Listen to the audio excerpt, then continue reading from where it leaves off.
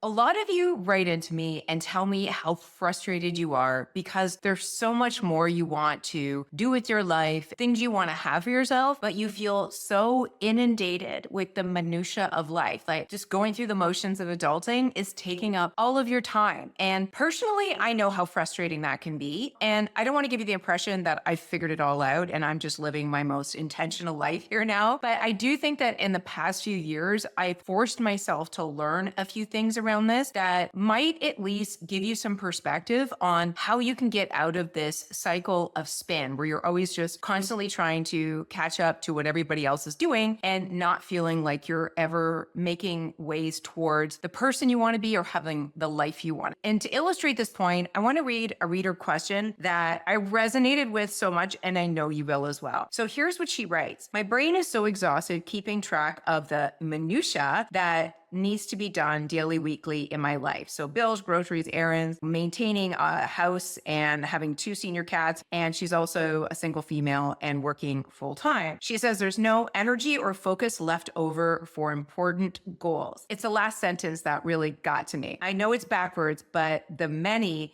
seems to overpower the important, no matter how many brain dumps I do daily. Now, first of all, I want to commend this gal for doing brain dumps because that can be really helpful. But I also want to point out where that can also be problematic. So if you resonate with what this gal said, then first of all, know that you are not alone. We're all there sometimes. And I want to share what has helped for me. But again, I don't want to imply that I have all of the answers or that I have figured this out perfectly. Before we go on, welcome if you're new. My name is Karen McGill. I'm an ADHD coach and creator, and I'm here for the busy, ambitious brains who is stuck in minutia and can't move forward with their lives until possibly today. So let's get into it. The first thing I want to call out about this reader's comment is that she's doing brain dumps daily, but it sounds like she's using her brain dump as a to-do list. And that is very dangerous, especially if you're somebody who has a very busy brain and has lots of thoughts. So if you're doing this brain dump and then just transferring it all over to everything you need to get done in a day, then you're lacking a major and critical step here, which is discerning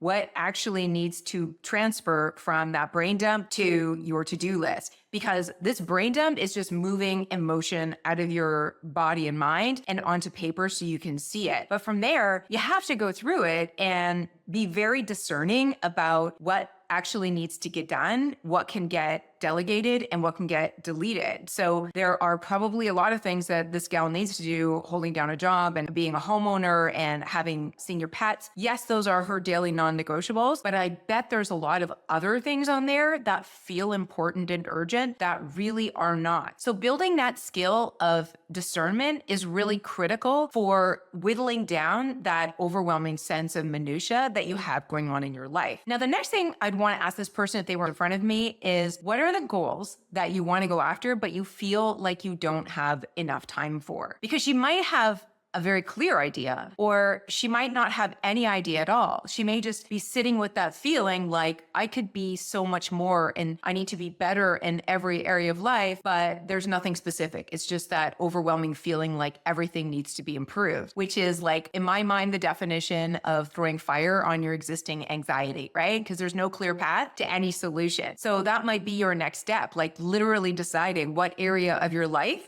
you want to improve instead of thinking that everything needs to improve and I just have no time for any of it. So let's assume that she knows exactly what area in her life she wants to improve. The next thing I would want to say to this reader and anyone else who's struggling with this minutia overwhelm is you really have to understand your capacity meter. I've talked about this before, but your capacity meter is not just about how much time you have. It also has to do with how much energy or focus you have, or how many financial resources you have to dedicate towards this goal. And your capacity is never a static thing. You'll go through seasons in life where you have more energy but less time, or you'll have more money but less time and energy. The most important thing is to be honest with yourself about what your capacity level is. And then the last thing I would impart to this reader is to have a structure and a plan to move those dreams and aspirations forward in a way that makes them the priority rather than minutia. Because here's the thing I need you to hear loud and clear. The minutia in your life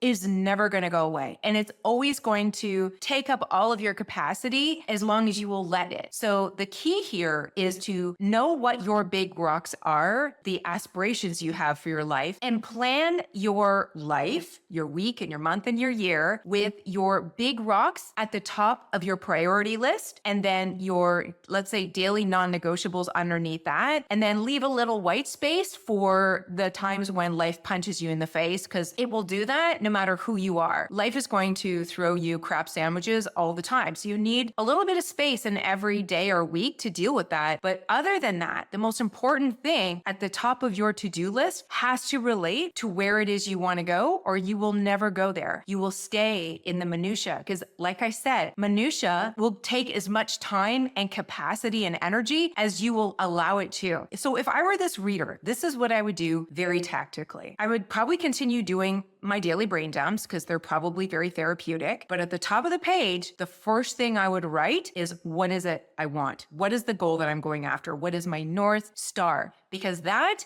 is your big rock. And when you plan your weeks and your months and your year with the big rocks as the priority, then you will always be moving in the direction of what it is you want, whether it takes you 2 weeks or 20 years. What is the one thing I can do today that's going to move me towards that goal? That becomes the first priority. It doesn't need to be necessarily the first thing you do in the day, but it should be one of the first things, because we all know what happens when we want to do things, but we make them the last thing in the day. They never happen. So this has to be your priority. And then you schedule your non-negotiables. And this is where you are discerning what from that brain dump list actually has to get done, what can wait, what can be delegated, and what can be deleted. And if you look at your to-do list and there's more to-dos than there are today, then you know you have to cut from somewhere, but it can't be your big rock, your priority. Now, you can shrink the priority. So maybe it's not quite an all-encompassing task. Maybe it's only 15 minutes a day that you're putting towards your big rock, but you can't pull that off the to-do list. You have to have that first. And then your non-negotiables, which are probably showing up for work, feeding yourself, feeding your cats, paying your mortgage, and doing those finite things that may or may not take up your whole day. And then when you get your non-negotiables done, then you have time for everything else, whether it's your friends or doing something around the house or making time for life's little surprises. But you have to plan your life that way and accept that your capacity is not infinite. You have got limited time, energy, and resources to go after what it is you want. So let me show you what this looks like visually. I'm going to take you into Vision to Action, which is the planner system that I use and has helped me create the life that I have today. And it's not because the planner has any magic to it. It's just that it helps me prioritize and organize my thoughts, because prioritization is an executive function that a lot of folks with ADHD struggle with. So to see it visually this way, and you can recreate this in whatever system you use, but to see it visually might help you understand what I'm talking about. So let's get into that. So it helps to really hone in on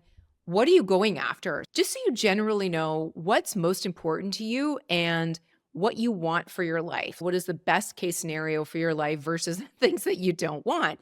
And having that as a framework to think about goals versus things that you need to get done in your life is really helpful, because what we end up doing in this template, which you can also do in your own system, is to capture all that information about what's important to you and your values and needs, and then think about that in relation to where you want to go over the next year. And I know that this person mentioned they don't have time to think about goals and they don't have the energy for it, but I want you to put aside how all of this is going to get done for a second and just give yourself the opportunity to think through the process of what would I love to see for myself in the next year. So those high level goals of what's most important, and having more than 2 or 3 maybe is deleterious to actually getting any of them completed. 3 tops, or less than that is even better.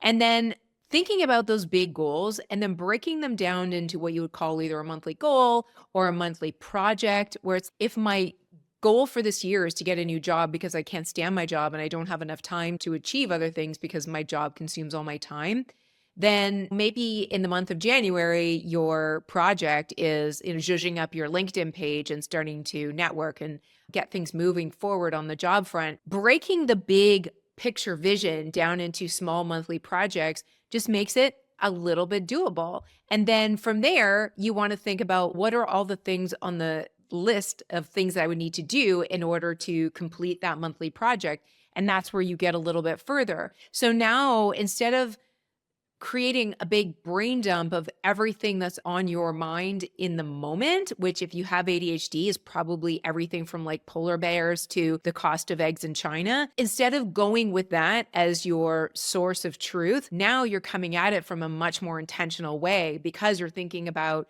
these intrinsic values that are important to you. It's a matter of integrating the to-dos that belong in your heart and goal and aspiration along with the things that you need to do to adult. So let me show you how this tool then integrates all of these pieces. It's not just like an assessment tool and like a wayfinder to help you understand what's important to you. It's also a planner. So the planner piece, this is the exact planner system I use, and I have tons of videos about how I use it, but I want to show it here. Then every week, you should sit down and have a time where you're creating what's going to happen the week ahead. So you're planning your week and you're reflecting on those core values and your strengths and your needs, not just when you're thinking about big level goals, but also at the weekly level, right? Then thinking about the 3 priorities that need to get done that week that are related to your aspirations, to your goals. You have to be intentional about creating the priorities that are going to lead you in the direction of where you want to go. And this is the process of putting the big rocks of your life into your schedule first before you start to plan around it. So that is essentially how I would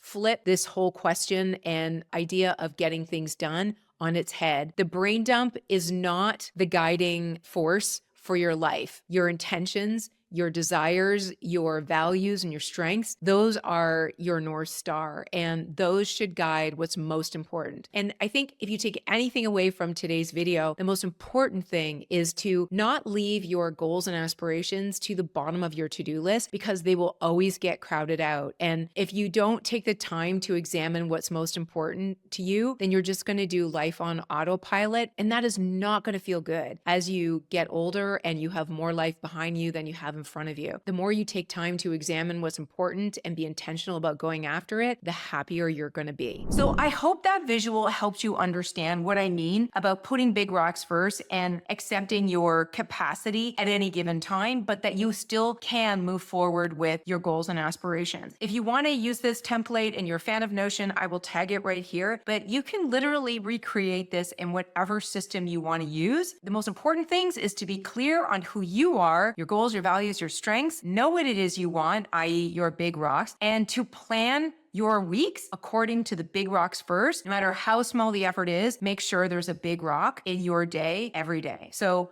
I hope that was helpful, guys. Thanks for watching to the end, and I will see you in the next episode. Bye for now.